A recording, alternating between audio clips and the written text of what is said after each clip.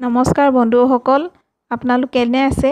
আশা কৰোঁ আপোনালোক ভালে আছে। মই আজি বনাবলৈ ওলাইছোঁ বুট মটৰ মছলা শুকান ৰুটিৰ লগত খাই খুব বঢ়িয়া লাগে। ৰেচিপিটো আৰম্ভ কৰাৰ আগত আপোনালোকলৈ এক অনুৰোধ থাকিল, মোৰ এই চেনেলটো আপোনালোকে লাইক কৰিব, ছাবস্ক্ৰাইব কৰিব আৰু যদি ভিডিঅ'টো ভাল পায় শ্বেয়াৰ এটাও কৰি দিব।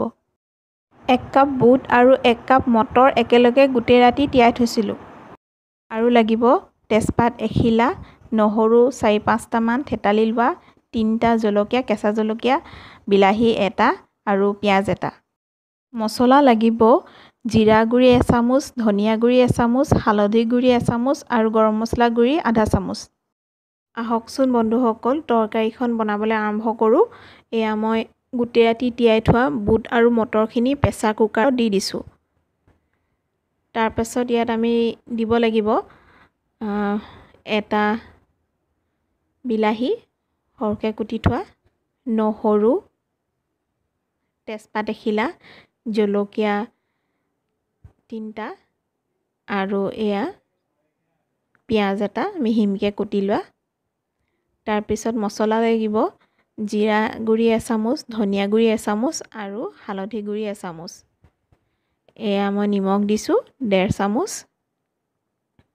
নিমখ দিলোঁ।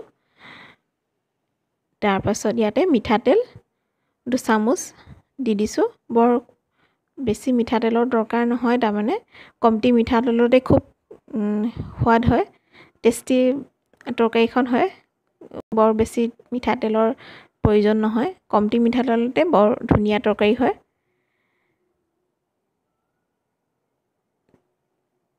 তাৰপাছত ইয়াতে পানী দিছোঁ। এতিয়া ঢাকনখন মাৰি চিটি 5টালৈ আমি ৰ'ব লাগিব। বন্ধুসকল চাই লওঁচোন তৰকাৰীখন। এয়া বুট মটৰখিনি সিজি গ'ল। 5টা চিটি দিয়া হ'ল আৰু 5টা চিটি দিয়াৰ পাছত ধুনীয়াকৈ সিজি গ'ল।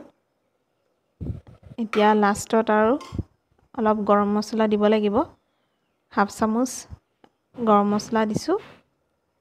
অকণমান মজালেই মোৰ তৰকাৰী হৈ যাব। বন্ধুসকল, মোৰ এই ৰেচিপিটো চাই কেনে পালে মোক জনাব আৰু মোৰ চেনেলটোত মই বহুত সহজ ৰেচিপিবোৰ দি থাকোঁ। আপোনালোকে যদি চাই ভাল পাইছে মোক ছাপোৰ্ট কৰিব। ধন্যবাদ।